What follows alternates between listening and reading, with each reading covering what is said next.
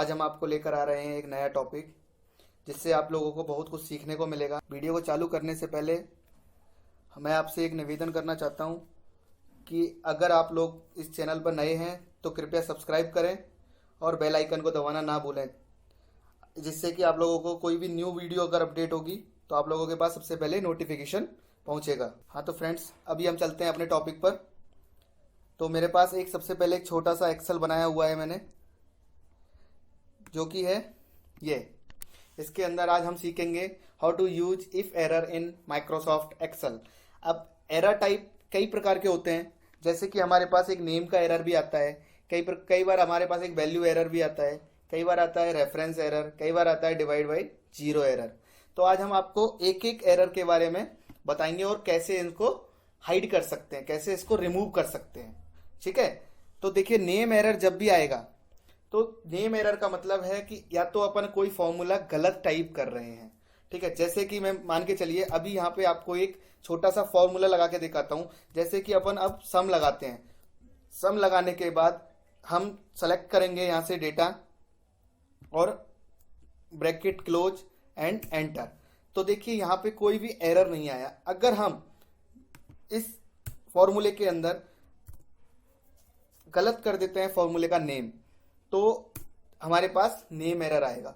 तो इसको हम डायरेक्ट सही कर सकते हैं कि अपना फॉर्मूला गलत है, तो ऐसे हम इसको सही कर सकते हैं। सेम ऐसे ही हमारे पास एक वैल्यू एरर का फॉर्मूला आता है। वैल्यू एरर में क्या होता है, जैसे ही अगर हम कोई भी सम करते हैं या कोई भी फॉर्मूला लगा देते हैं, उसके अंदर हमारे पास कोई भी टोटल जो भी हमें करना है, जैसे कि ये, इसके बाद प्लस दिस प्लस, अगर हम इसमें कोई टेक्स्ट वैल्यू ले लेते हैं तो हमारे पास वैल्यू एरर आता है। जब भी वैल्यू एरर आएगा तो हमें वापस से फॉर्मूला चेक करना है और देखिए हमारे पास कोई भी रेफरेंस कोई गलत तो नहीं लगा हुआ है। जैसे कि इसके अंदर D1 लगा हुआ है, D1 है टेक्स्ट फॉर्मेट में। तो टेक्स्ट फॉर्मेट को कैसे सम करेगा, तो हम इसको टेक्स्ट फॉर्मेट को हटा के ओनली नंबर्स पे अप्लाई करेंगे। नंबर्स पे जैसे ही अप्लाई करेंगे फॉर्मूले को तो क्लियर हो जाएगा हमारा एरर।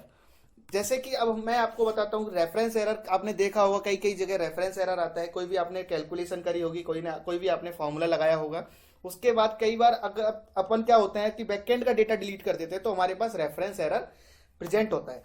तो अब मैं आपको एक बताता हूँ, वीलुकअप करके बताता हूँ। वीलुकअप के अंदर मैंने वीलुकअप लगाया कुछ भी, जैसे कि इसके अंदर मेरे पास एक वैल्यू है 2344, मैंने लिया एक रेफरेंस के लिए और यहाँ पे मैंने वीलुकअप लगाया। VLOOKUP this and product ID से लेकर अवेलेबल स्टॉक (2,0) तो हमारे पास रिजल्ट आया 166। जैसे कि देखिए 2346 के आगे 166 जो लिखा हुआ है। अगर हम इसमें से प्रोडक्ट आईडी का कॉलम डिलीट अगर कर देते हैं तो हमारे पास एक रेफरेंस एरर या NA का एरर आता है।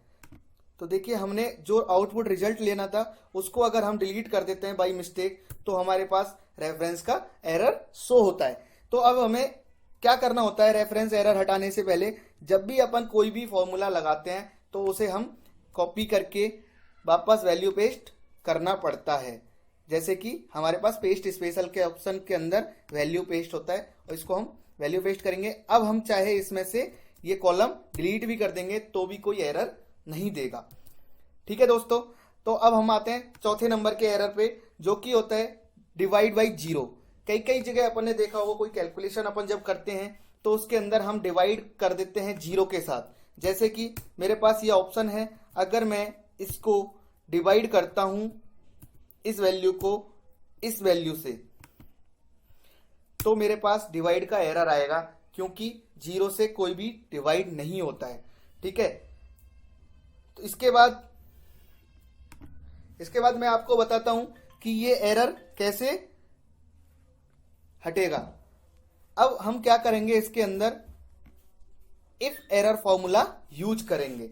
इफ एरर जैसे ही लगाएंगे हम, इफ एरर जैसे ही लगाते हैं तो हमारे पास वैल्यू जो कैलकुलेशन पार्ट हमें देना है वो हम कर सकते हैं। जैसे कि दिस डिवाइड बाई दिस, जैसे ये हुआ अब हमें क्या करना है, कॉमा लगा के वैल्यू इफ एरर के अंदर हमें कि उसकी जगह एरर ना शो होके कि क्या प्रेजेंट करना है, या अगर हमें ब्लैंक प्रेजेंट करना है तो डबल कोट्स लगा दीजिए, अगर हमें डैश प्रेजेंट करना है हाइफन तो हाइफन लगा सकते हैं डबल कोट्स के अंदर, क्योंकि ये टेक्स्ट वैल्यू होती है। अगर हमें जीरो करना है तो जीरो भी लगा सकते हैं डायरेक्ट। ओके, तो आज हम इसे ब्लैंक शो करते हैं और ब्रैकेट बंद करके एंटर करते हैं। तो देखिए दोस्तों, हमारे पास यहाँ पे कोई भी एरर शो नहीं हुआ, जबकि हमारे यहाँ पे एरर शो हो रहा है। तो देखिए हमारे पास यहाँ पे हमने इफ एरर को किस तरह से यूज किया है, अभी मैं आपको एक फॉर्मूले के अंदर और बता देता हूँ। जैसे कि मैं बात कर रहा था आपको वीलुकअप के अंदर, अगर हम वीलुकअप के साथ इफ एरर यूज करते हैं तो कैसे करेंगे। तो देखिए हमारे पास इफ एरर लगाएंगे, सबसे पहले इफ एरर फॉर्मूला अप्लाई किया। अब हम लगाएंगे वापस से वीलुकअप। वीलुकअप लगाने के बाद जैसे ही हम वैल्यू सेलेक्ट करेंगे लुकअप वैल्यू, कॉमा रेफरेंस देंगे हम टेबल एरे का, टेबल एरे दिया कॉमा 2 कॉमा 0।